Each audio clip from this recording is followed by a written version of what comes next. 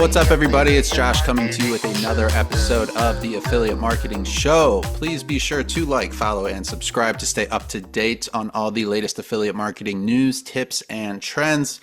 Once again, myself, Josh from OfferVault.com, the industry's largest aggregator of all things affiliate marketing. Whether you're a newbie or a veteran, we are your one-stop shop to stay up to date on what's going on in this crazy industry we work in.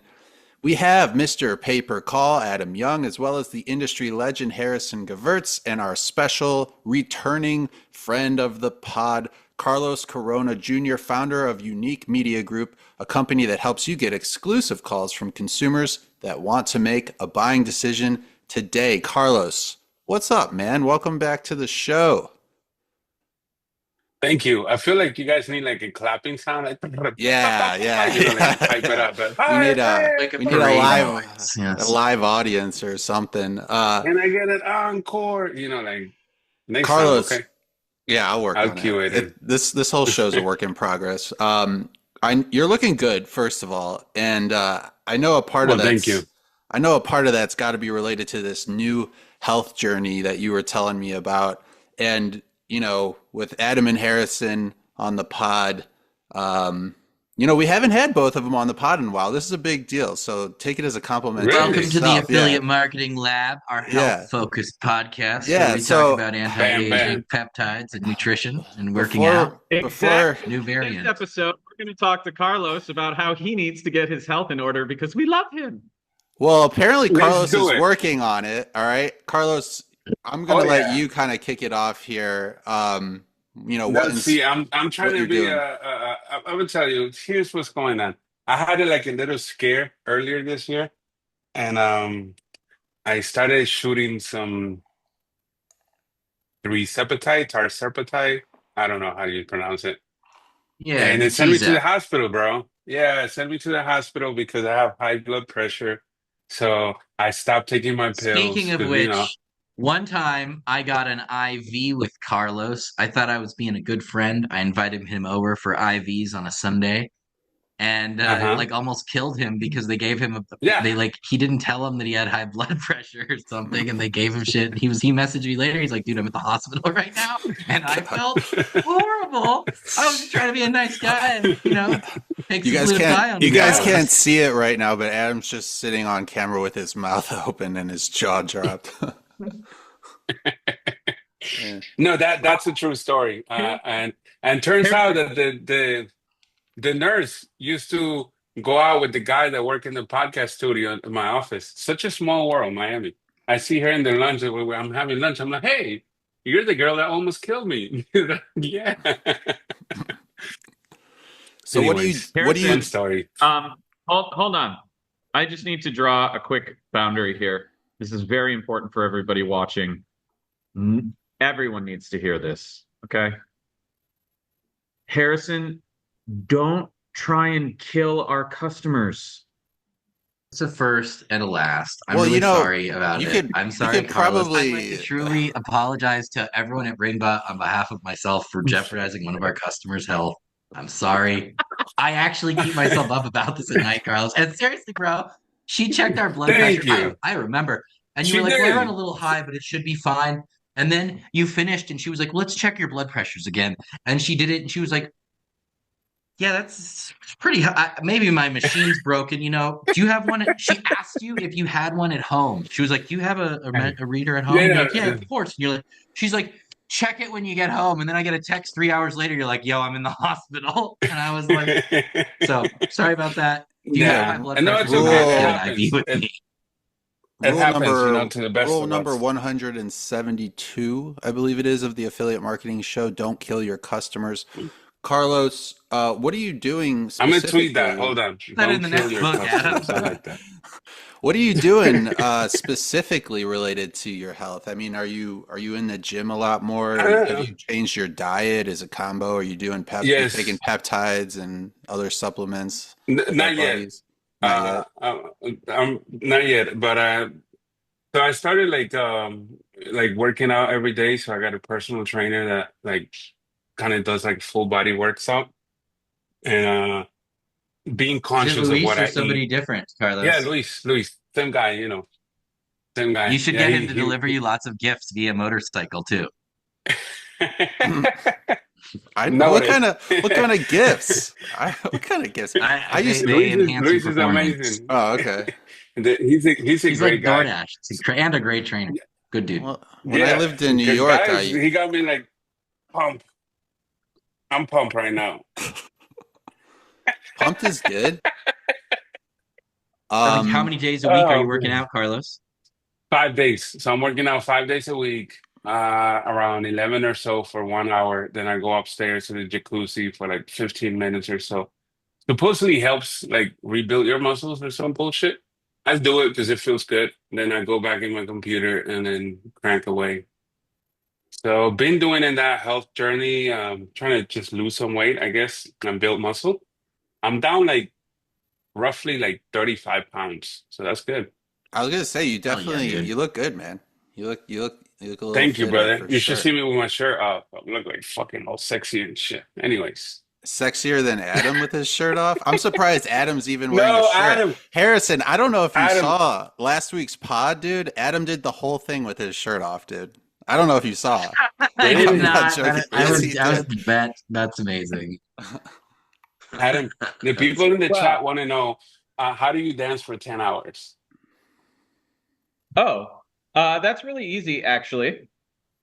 So I have found the ability to just go into flow state.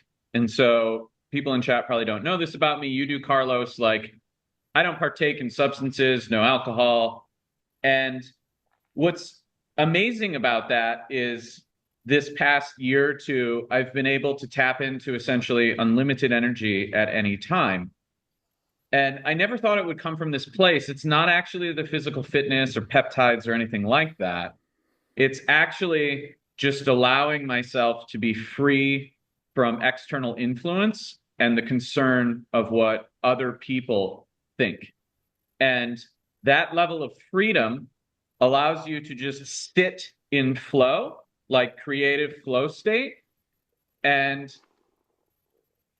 I wasn't even physically tired after. Like, I did 117,000 steps or so in 4 days. Sunday night was 35,000 steps. Wow. I did injure my right heel, like I'm limping right now. I have a little bit of stress to my Achilles tendon, but wow, I didn't really have any physical or mental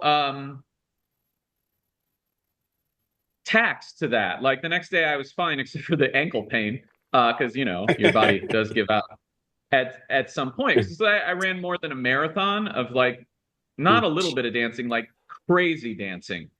And yeah, I saw you. I saw the moves. Yeah, it was so crazy the first night, I said this on the last pod, that Mao P came up to me and was like, dude, your energy is fucking unbelievable. And then the next night, they blocked off an owner's table for me to just fucking dance by myself, which was crazy. I didn't ask for it. The security people and whoever just decided to do this. And I'm definitely on an Insomniac promo video coming out here pretty soon. I guarantee it. But which is crazy. That's so freaking cool. The reality is that when you are authentically yourself and you are only concerned with being authentically yourself and the rest of the world does not exist to you in that moment, you just have more energy than you can expend. Because I think people fail to realize how taxing things are. For instance, when they lie to people, they have to remember what they said and when, and like be ready to tell that story. When they're pretending to be someone they're not, they are having to consciously be a specific way. And if they're around people that they're a specific way around, then they have to constantly remember how they need to behave. And there's a lot of energy expended in that. And then if you're anxious, anxiety comes from caring about what other people think. And so if you care what other people think and you're in a place like I was, like you get tired real quick, real mentally tired and emotionally tired, because you're not getting feedback from the people around you. Mhm. You're just thinking, you're fantasizing and trying to read their minds and what they think about you. And that's incredibly mentally and emotionally taxing. And so I saw it while I was there. A bunch of dudes decided they wanted to try and dance after witnessing whatever crazy shit was going down in this table. By the way, where I was in between the owner of EDC's table and the Tau group table, who's responsible for the Marquee Sky Deck. And so this is literally like in between these two tables, and it's just me dancing by myself with some girls and a security guard. And people were watching me all night, and it made a lot of people uncomfortable.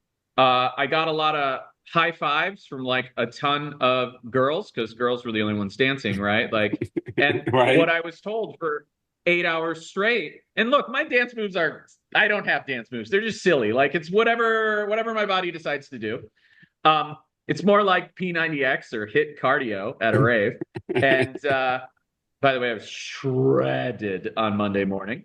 And but the girls would just high five me and say to me that they love my energy, because me dancing in the middle of that throws off energy and confidence to other people. And by the end of the night, a bunch of random guys that I'd seen the night before were actually trying to dance a little bit with their girls and do whatever. And you could see them looking at other people, like seeing if anyone was like noticing them, self-conscious, whatever. Yeah. And that's the draining thing. It's not moving your body. It's not how you feel. It's not where your soul is or what's going on in your life. It's that concern that drains people. And so the answer to your question is like authenticity. And it may sound like the craziest thing ever, but I did not used to be this way.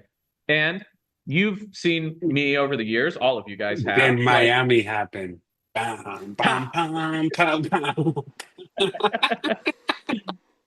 But yeah, I'm gonna tell you, so you did the real life. You seen that video of like there's like a bunch of people in a hill, and one person starts dancing, and then the other person comes, and like everybody joins in and starts dancing. You did that in real life, right? Because you like I don't know the correct word in English, but like you can transmit the energy to other people, whether you're happy, sad, anxious, relaxed, whatever it might be. Project so that's amazing. You project your energy. Yeah, correct. Yeah. So like if they see you dancing, happy, they want to be happy. They want to be dancing too. Exactly. And you know what's crazy about that is on Sunday night, we had our event, and Harrison was there, and we had a really amazing group of people there who were all a lot of fun. And we selected them based on vibes, and we had a hell of a time. And so this morning, I emailed the billionaire who had the platform next to us. There were two private platforms in front of Kinetic Field. And I said to him, like, hey, man, I have a couple of videos of us, like, having a confetti explosion fight thing. And he replied back to me this morning, and he was like, yeah, you guys were having so much fun, like, loved your energy. It was not like that the other nights. And like our energy fed their energy, and they were really into it. And it just, it really does transmit. And so as a leader, here, I'm going to transfer this into something useful for the people listening. So as a leader, when you're leading people, they see you, and they see how passionate you are and dedicated you are and authentic you are and willing to be honest even when it hurts. And whatever you're willing to carry, they see you go to the trade shows or the front lines and working with customers and grind your ass off, and they respect it. And they will deliver for you 90, 95%, if you're lucky, of your energy. So wherever you are, they will generally be 80% to, well, they can never match it, but they'll fall somewhere slightly below you. So if you are not involved, or you don't care, you're not your authentic self, or you're not centered, your people will reflect that. And that's the energy of your organization. And so when you look at the leader of an organization, you see their energy, and that tells you everything you need to know about why they're successful or not. Yeah, that's right. Harrison, what was your experience of EDC? We were joking last week that maybe it was different than Adam's, but I'm curious to hear what it was like for you. He was as working not, out on stage like, I know first and foremost. I will say this: I'm really glad we had that area because I will commend Adam and Chad who organized it. There, I did not walk through a crowd once, so that was great. Yeah, the people in the chat want to know how they can be rich like you. Mode. Hold on. Yeah, no, that was cool. Like, Adam knew there's only one way to get me to come to one of these things. I need to avoid the fucking people. Let me give you Harrison's experience. Harrison boarded a helicopter way too early and then was taken on a private shuttle after cutting the line at security to Kinetic Field. He was walked from that bus to the front of Kinetic Field stage, backstage, by an Army Ranger. And then he walked in front of Kinetic Field in front of like 50,000 people while looking at them, not having to walk through them, just like looking at them.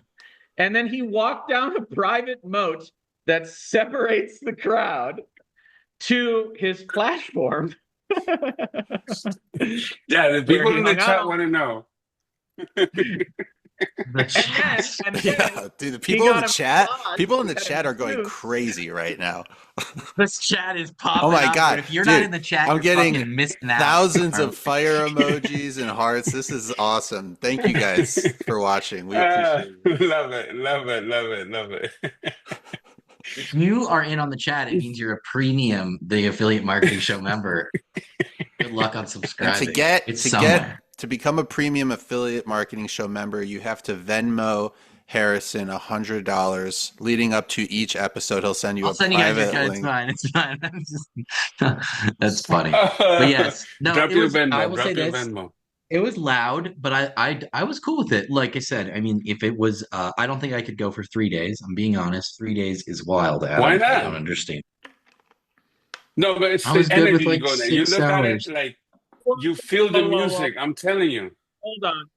Hold on. 3 days is a lot. We need Josh. We need a Jamaican DJ in this. We got a lot going on. Adam wants everyone to know it's 4 days. I'm going to agree with Harrison. 3 days or 4 days of anything is kind of a lot. I've done 4 days of Fish, the band, and I ended up not wanting to listen to them by the end of it. But I assume it's more than just so funny. It's more than just a blessing in disguise. It's more than just the music, though, right, Adam? It's the energy. No, it's not. It's only the music. You're probably walking like 20 miles a day. Fucking. Well, Adam, I did. No. Adam, I did the math, and you walked close to 50 miles, maybe more. No, that's not. I didn't walk anywhere. I flew on a helicopter and was driven to the sky deck. I didn't walk anywhere. No, let me say it this way. You danced about 50 miles. Your step equivalent was about 50 miles. Yeah. 2 marathons. Yeah, dude. Thank you. You fucking did a couple marathons. Carlos. No, Adam, but serious question. When are you getting your pilot license? Me? Fuck no. Pilot. When are you getting your pilot license?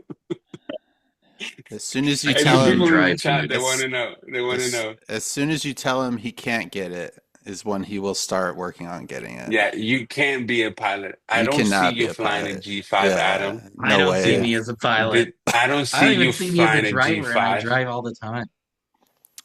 That would be the ultimate flex. Not taking a picture in the back. Everybody needs to listen to this. Not taking a picture in the back, but landing the damn thing, taking off, and then be like, okay, you do the rest. I'm gonna go in the back and take a nap. Carlos. No? I mean, I probably can do that now. You can do that now? The people in the chat want to see it. Come on, let's do it. All right. I'll try next time I'm on a plane. No, try to be like, okay, I'm going to take this plane off. Like, feel it. Like, take off. Nah? Too much adrenaline? Too much no-fly list, dog.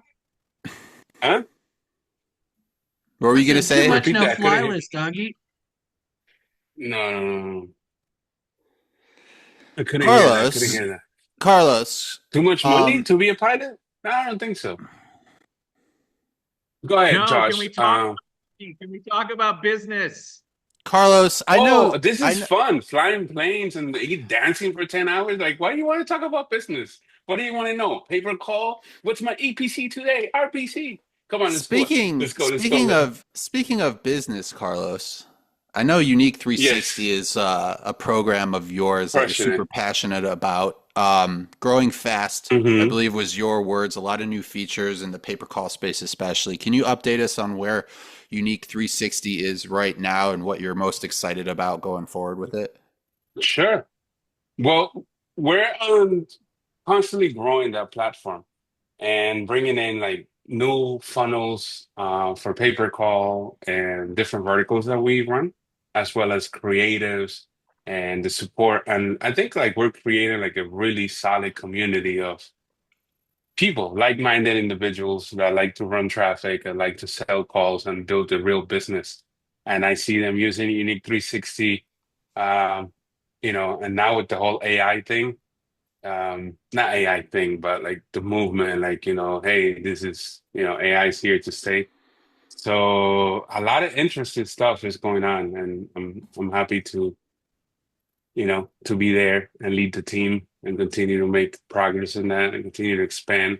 I think it's an awesome place for beginners and advanced alike to, set up funnels and set up quizzes and run traffic and chatbots and AI voice agents and the whole 9 yards. So Yeah, I know yeah, you host weekly masterminds as well. I do. What are some of the common themes that you find yourself discussing on these masterminds that I guess you could kind of maybe point to as just Mhm. like, very important steps that beginners definitely need to take when they're getting started in the pay per call space? But finding buyers, definitely. But in the calls themselves, like trying to understand the question, but in the call themselves, we talk about a lot of different stuff. Um, I guess it's just, from media buying to all the way to running an agency and contracting and hiring agents and the whole 9 yard. And AI, of course, and why not? But as far as somebody that's jumping into pay per call, I feel like it depends on their experience that they have. Like if they've done internet marketing before, then the transition is a lot easier than if they're brand new. And what it comes down is to, how bad do you want it? Like I even say, like, I'm not the best media buyer. Like I'm not better than you are. You just don't want it more than I do. So like if you jump into this space, which, definitely changed my life, how bad do you want it? Like, do you want to stick to one offer and make it work? Or do you want to go, you know, from bar to bar to bar? In the sense of like, from network to network to network and trying to chase like the next shiny object to try to make it work. So that's pretty much what I think. I think that people should build their own brands. They should build their own funnels. They should own their data. They should learn how to buy their own media, and this should be self-sufficient. And once they hit that, then they should start thinking about building like, businesses around that. Because if you can do the hardest part, which is supply, new customers to whatever business it is, and then you'll be like, hey, if I can do this for X company, then I should maybe partner up with a great operator and do this for, ourselves too. So, I don't know. That's just my take. Yeah, you But again, mentioned, I've been called crazy many times. So don't take well, this as advice or anything. crazy can be good too.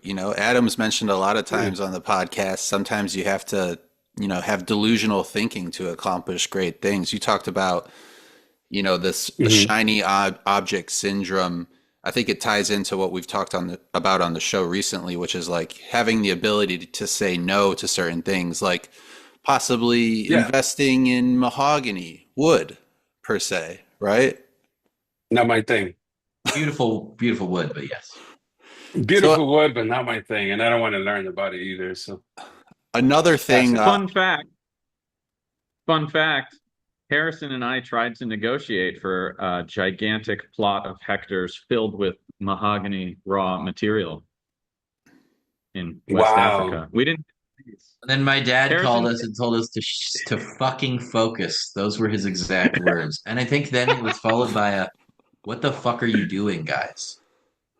Might have been reverse order, but it was not in the same tone. Yeah, that's what I was referencing. It was a callback. Yeah. It was a callback to you guys getting shut down. On an episode a couple weeks ago, Adam, I was telling people how like they should learn how to like say no to stuff and just do things that are, kind of stay in their wheelhouse. And then I talked about how there was an opportunity with mahogany that we called my dad eagerly about, thinking he would just praise us. So, Adam, I think that you should open a Twitter from your dad's perspective, and you tweet random shit that your dad says, like "fucking focus, guys. What are you guys fucking doing?" Like 80% just like random things my dad would says. be about like not using seed oils. That's the problem with my dad. Like 20% of the incredible people business are posts into all of that. Question for all three of you here. When you get as far into your professional life as the three of you have gotten, how do you decide what is worth pursuing? Like what is your personal check boxes that you ask yourself, is it to decide if it's worth it or not? If saying no is so important, especially at this stage in your life, how do you know when it's the right time? It's about focusing. And because if you keep saying yes to 1,000 things, it's just impossible to focus on 1,000 things, give them the same amount of bandwidth as you're going to give to like one or two things. You know what I mean? Like it doesn't matter what it is in your life. So I think it was just a matter of like, don't stretch yourself too thin. If you're trying to build something and really truly change, the world and have an impact in whatever industry you're doing, it doesn't matter if it's call tracking or garbage disposal. Like you're going to give it your all. You're going to crush it. And if you're crushing in your garbage disposal business, but then you also do Uber and you do DoorDash and you're doing this and that, you're not going to be the best you can be. So,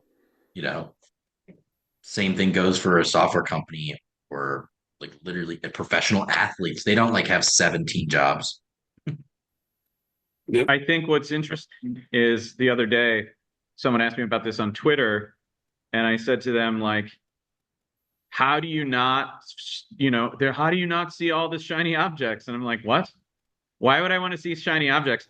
I said, you can make billions of dollars selling boxed wheat crackers, right? Like every single industry and every single product and every single everything is just unlimited money, just like billions and billions of dollars.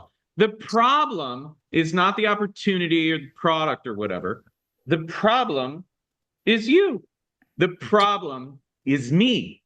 And so when people have shiny object syndrome, it's usually because whatever they're working on is much harder than they thought it was going to be, and they're not getting the results they want. And so they think it's the opportunity that's the problem. So if I switch opportunities and chase something else, I don't have to admit to myself that I'm the problem, and I don't have to work on myself or grow. And that's the issue, really, is that it's not shiny object syndrome. It's simply avoidance of accepting that you need to work on yourself. And most people are not capable of that kind of self-introspection because it's super painful. But it's really the cheat code to the universe because none of this is real. You're only competing against yourself.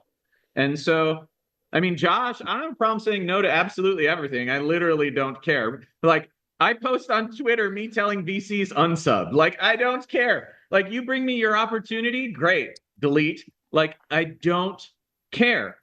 Are you on my team? Are you a customer? Are you in my inner circle? If the answer is yes, sure, hit me up anytime. I'm happy to help, whatever you need. That's my yes. Is it like, Adam, I want you to advise on our company. It could be $1 billion. I will give you 0.025% equity. Eat a dick. I don't like delete. I don't care. Not happening. Why would I waste my time on someone else's business when I am responsible for people? Right? Like that's stupid. And it's so energy. This is A reality check. Yeah, this is my energy. People are like, how do you have 10 hours worth of dancing energy? Well, because I only am thinking about like 3 things. Yep. That's it. It's true. You know? Yeah. What am I say going to more. eat? I'd say no When more am I going than to yes. shit? And the people I care about. That's it. How about the freaky? You don't think about that? The people I care about? Yeah, Oh, the that's in people you that care bucket. about. I get it. That's the category. Yeah. Okay. There's levels. There's levels. Yeah. Carlos, I There's know levels to this. outside of UNiK360, I know, is it MilaQuote? Is that how you say it? Yeah, Mila, correct. Mila. So I know Yeah. this is a new project you're super excited about. Platform allows Uh-huh. people to compare auto insurance rates, and you got some other stuff coming down the pipeline for it as well. Yeah. Tell us a little bit about it, how it works, and how it kind of came to be. Yeah, so it might seem like it's non-related, but it's actually related to pay per call. So we see a big opportunity generating insurance calls, auto insurance calls, inbounds, right, from social and search. And then we also see a huge opportunity when it comes to homeowners insurance. So I partner up with one of my business partners, and then we acquire a percentage of this auto insurance PNC agency. And then we set up the floor, and then went ahead and set up the tech. And what we do is we allow consumers to go in there and shop and buy auto insurance. At the moment, we're planning on adding home insurance. But if you run through the website, you can put in your information, and at the end, it will give you an accurate estimate from our different carriers that we have contract with, which is like Geico, Progressive, um, Travelers, and a few others. It's actually quite a bit. But you will see the price, and you can change the coverage that you want, if you want like standard coverage or full coverage or whatever might be the case. And it's all through no code, low code, backend structure and API calls, and we bring to you real-time quotes. Because what we see in the market is there's a lot of, like, if you're looking at it from a lead gen point of view, there's a lot of buyers that will buy auto traffic, and it's just forms, and at the end they either selling the click or the form. But the consumer itself doesn't get to see like what is actually. I want to see the price. Like, it's like if I go to Kayak and I'm trying to book a flight, I want to see how much it costs.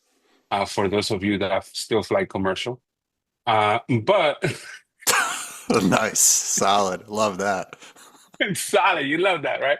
But for people like us, who still fly first class, Common folk, we common go there folk. and we want to Yeah, see. we still fly first Hold on. class. Nice, dude. You like that, Hold right? on. Hold on. Okay.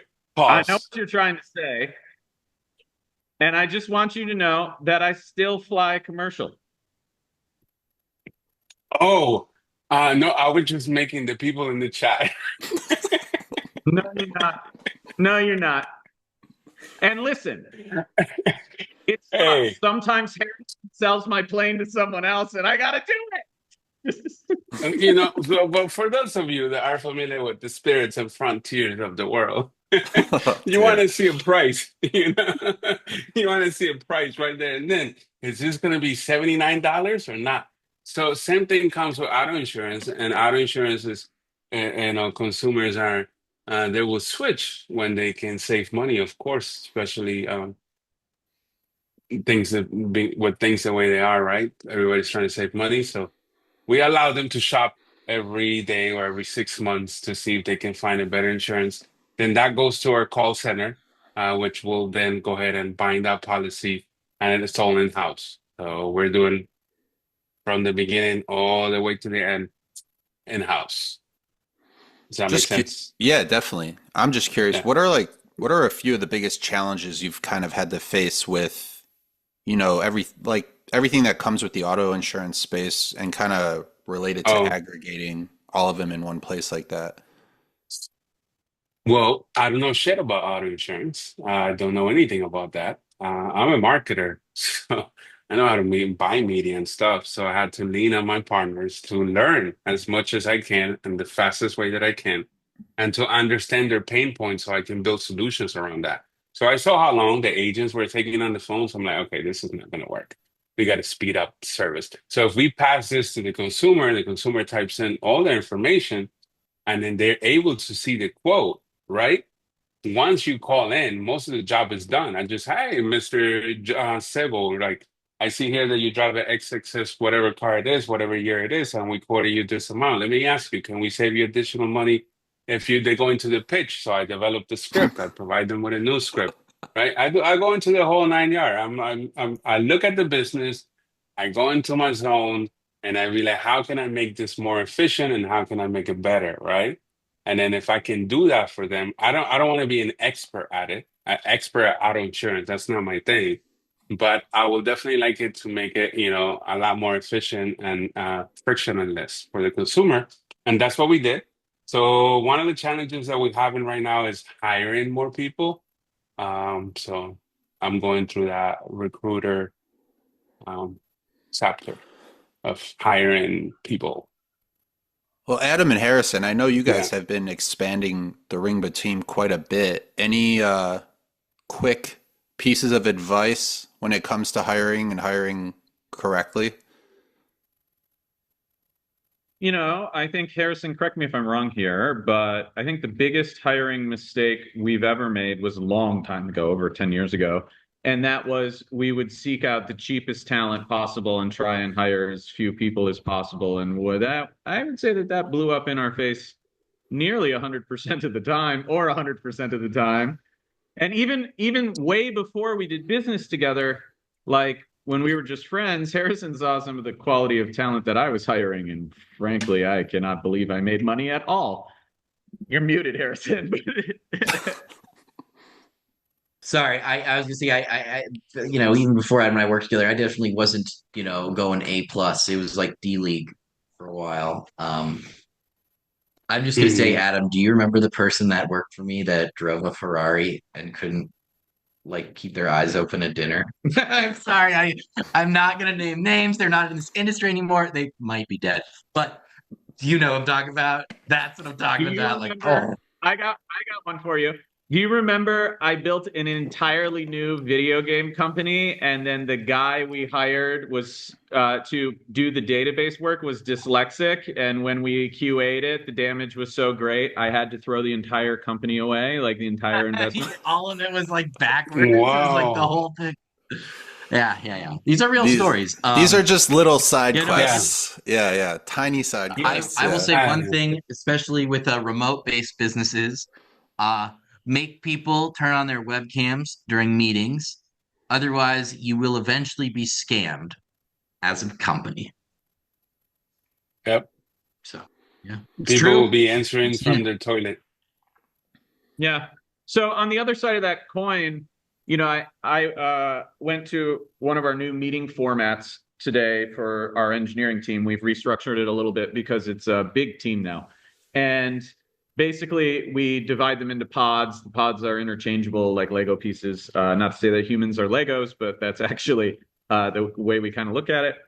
And every team presented basically what they're working on, and we're rebuilding everything, like literally everything, restructuring internal documentation and tooling and infrastructure and all sorts of stuff. And it was a pretty incredible meeting. I said 0 words, and I just listened because all of the people presenting are better at what they do than I am.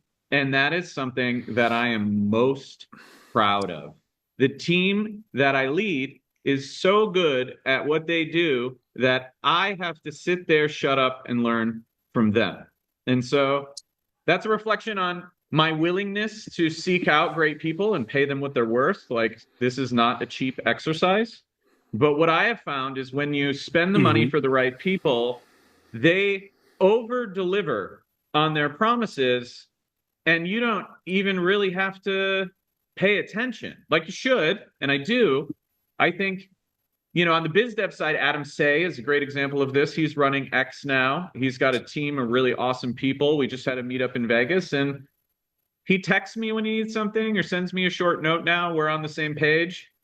And I'm pretty okay with whatever he wants to do, and I appreciate he's keeping me in the loop, but he doesn't necessarily have to, because I trust him to over deliver on the results that he's promised, because that's the kind of person he is. And he doesn't want to work anywhere where someone won't just unleash him and give him the resources. And it's not cheap, it's expensive, but that's how you mitigate your risk. You don't actually mitigate your risk by hiring cheaper people and reducing your overhead.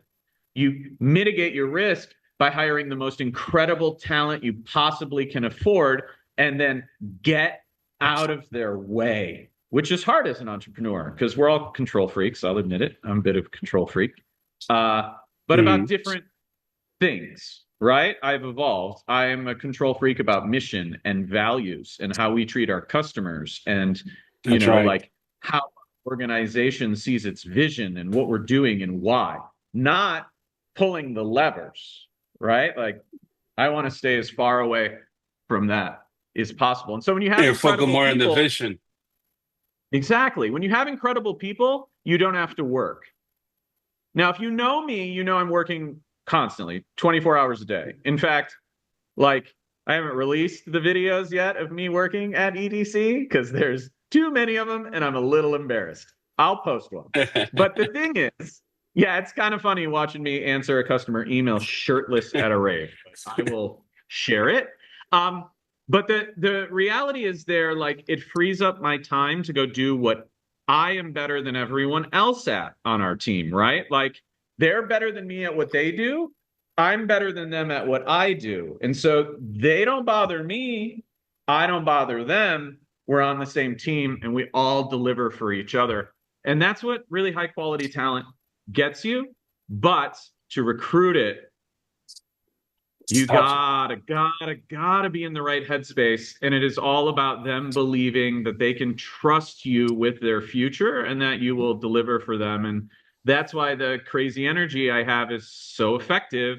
People see it. They know I'm there for them. They know my values and who I am. They trust me in that regard. And, that's the hardest part about being a leader. So that's my take on talent. It takes a lot of practice. But if you're scared of hiring someone because they're smarter than you and you feel ego pressure about it, that's your moment to be great. And being great is hiring that person, getting out of their way, and learning that people are better than you at things, and then like working on yourself so that you can do that again in every which way possible. Right. It's great. You should only hire people that are better than you at what they do.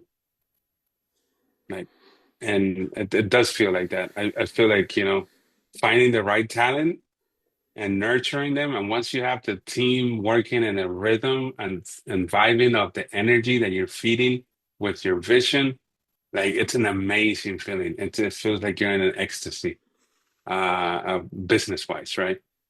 Because the team is going at the speed that you want them to go. Everybody's clear on the vision of the company, how we're going to get there. Everybody's working together. It's amazing. I love it. I'm a big energy guy. So, Carlos, speaking of people and things that can do things better than yourself or myself or anyone, I want to ask you about AI and how you're kind of incorporating it and automation into your processes now, whether that's, QA stuff or I believe you mentioned, like how you're integrating it with the Ringba UI. So I'd be curious to get your take on that, especially with Adam on the episode with us today. So what are you kind of doing to work automation and AI into all the processes with all your projects? So right now, like one of the biggest things, and especially in pay-per-call, is called quality, right? You want to make sure that you deliver quality, and you want to make sure that you flag any sources as close to real time as possible. So I don't want to say back in the days, but earlier in my career, I remember using the Ringba API, one of the API endpoints that is called annotation. And recently, in one of our masterminds, Adam was in the call and somebody brought something up related with AI. And we, it clicked, like annotations. So I go back to my team. I'm like, we're not building the front end. I definitely do not want to build the front end. We're going to do this shit on Ringba. Here's how we're going to do it. We're going to use the annotation API, and we're going to build this modular. So whenever a call happens, it's going to fire a pixel with the recording URL. Just wait until the recording is available. Fire the recording URL. Then it's going to get transcribed. Then it's going to run through a modular steps of depending on the campaign. So, for example, if it's insurance related, it's going to have a certain number. And then if it's insurance final expense, Medicare, ACA, private use 65, whatever it might be, they all have subsequential numbers. And then we can analyze them through LLMs, large language models like ChatGPT and so. And for the data that we're looking for, whether it's flags, whether this call was a transfer, whether a subsidy was mentioned, whatever might be the case, whether it was an enrollment or why not. Then we want to bring all of this back into the UI in Ringba using the call UUID, and then that way we can make it searchable. So now we can go in there and be like, look, we're going to search for fraud, for giving an example, and we can see all of the calls. We can export it and make business decisions and based on that. So instead of going in and building a whole front end and going in and getting crazy, I'm like, no, we're just going to do this in the UI that the team is already using every day. So we don't have to go to another screen. We're just going to have it right here. If we can make it searchable, we're cooking with hot oil, baby. So now all of our QA is as close to as real time as possible. As soon as the call ends, within 20 to 30 seconds, we'll have a complete disposition of the call. Not just one. We'll know if it was a sale was made, if the call was okay. Like, we're looking into many things. I don't want to spill the whole sauce, but we're looking into very specific things, and we pass all that information back. So that's one way that AI is helping us, because clients are hard to get and reputation is hard to maintain. So if you want to have the reputation that you are, a top dog in the sense that you stand on what you say and you're delivering what you say, and you stand by the customer and provide A+ customer service and, support and products and all that, you got to make sure that you also, have the system in place to do so. So with AI and, all that good stuff and API calls and why not, inside there, we can use an annotation to do our QA, which I don't know of many people that are doing that, honestly. If they need help, hit me up and I'll be more than happy to guide them. Yeah, so that was a really cool call, by the way, Carlos. And I try to make Carlos's calls when I get the emails. I don't always have the time, but when I do, I like to come, and not just for 5 minutes. I like to spend the time. And I'm really glad I came to that one. It was super cool. I ended up having one of our team members connect with one of the other attendees of that mastermind because it was so cool. And Ringba's APIs have always been set up to do this. I think people just don't fully understand the capabilities of what's possible, and we don't do a good enough job teaching it. I'll own that. Like, we could do a better job. But what Carlos is doing is really cool. And what's super noble about what he just said is, I asked him for some data. He just gave it to me. Like, he straight up knows that we are building some of this technology too, and he doesn't care, because the reality is that this is an industry problem and it needs to be solved. And it's not about the money. It's about providing the tools so that our industry can thrive and continue to grow. And so I really respect him for being willing to share that data with me, because at the end of the day, he knows I have a big dev team. We're going to do it. In fact, we haven't announced it yet, but we made an acquisition. We're wrapping up, Ringba did. And part of that includes LLM technology and a team that works on it. And so awesome.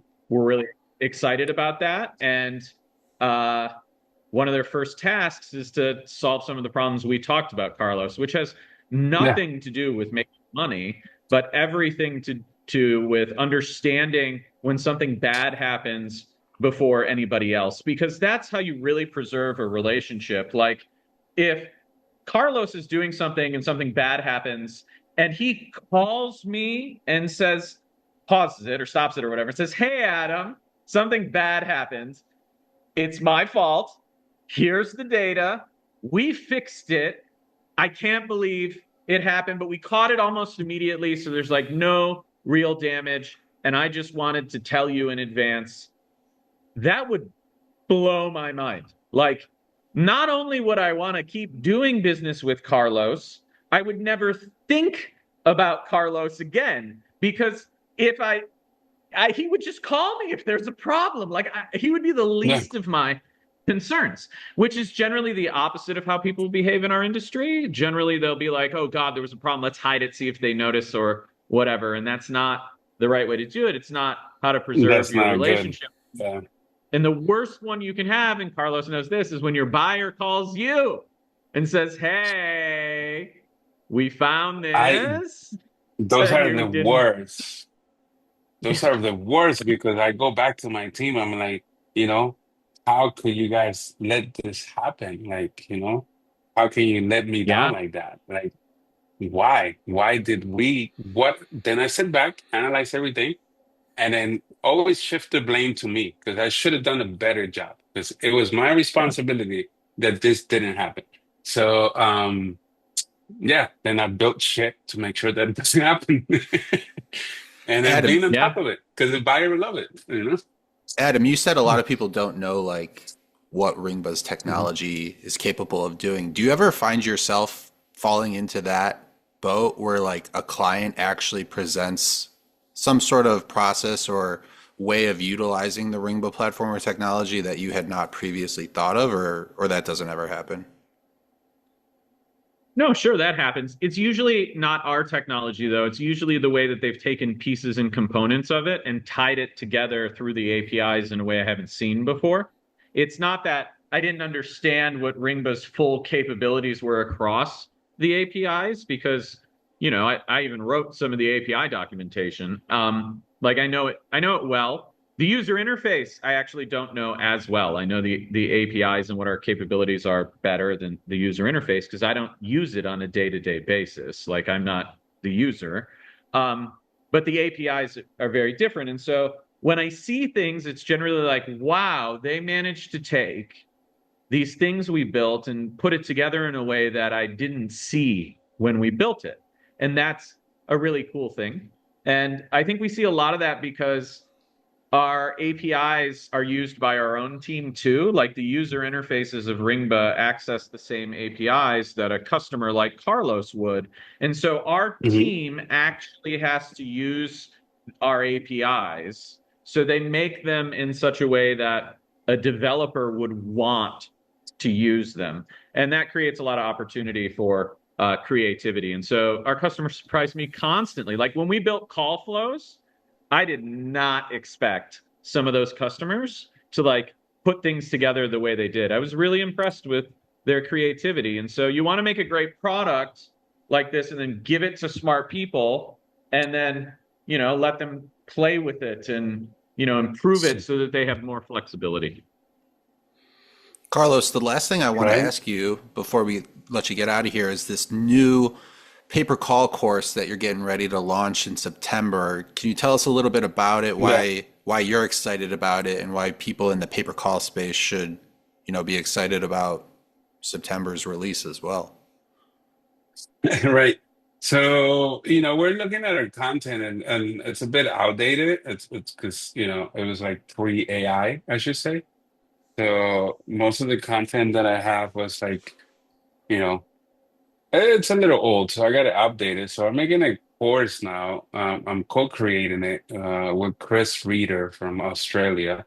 He kills it in the info space, and he's pretty big into ClickBank and has a large, following when it comes to lead gen and why not. So I'm like, hey, let's do this, co-create this pay-per-call course that we can put out there, showing pretty much the basics so people can transition from e-com or from other online marketing into pay-per-call, right?